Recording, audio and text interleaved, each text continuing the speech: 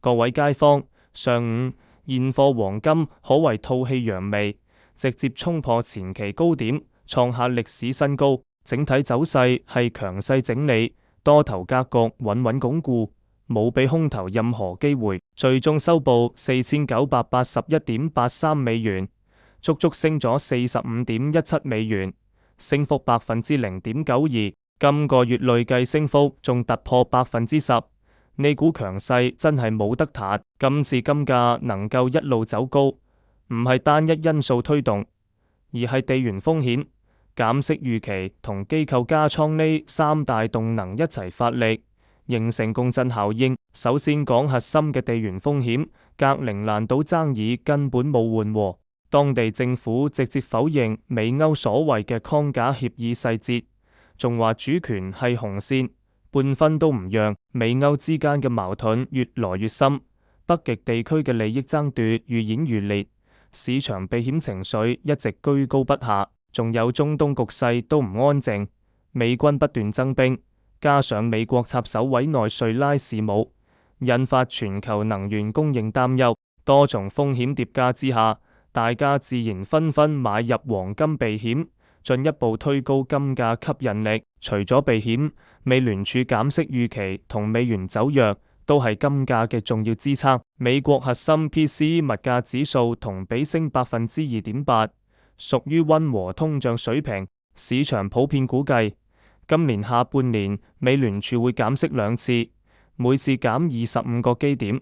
3月減息嘅概率仲超過50%。低利率環境之下，黃金資產持有成本大減，吸引力自然上升。仲有特朗普插手美聯儲人事安排，搞到大家擔心貨幣政策唔夠獨立，進一步篤定咗寬鬆預期。受呢啲因素影響，上午美元指數大跌0.94%，收喺97.2550。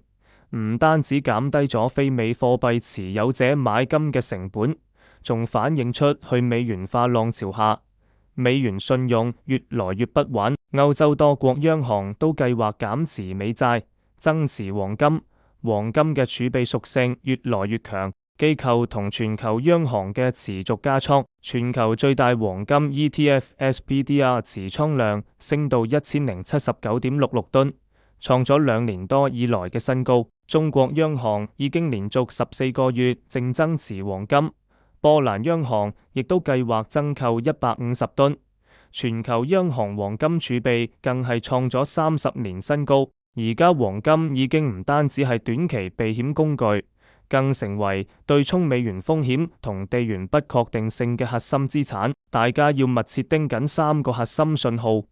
第一係1月27到28日美聯儲議息會議，重點睇官員對減息節奏嘅說法。第二係格陵蘭島協議嘅進展同美歐談判動向。第三就係全球央行購金節奏同美元走勢。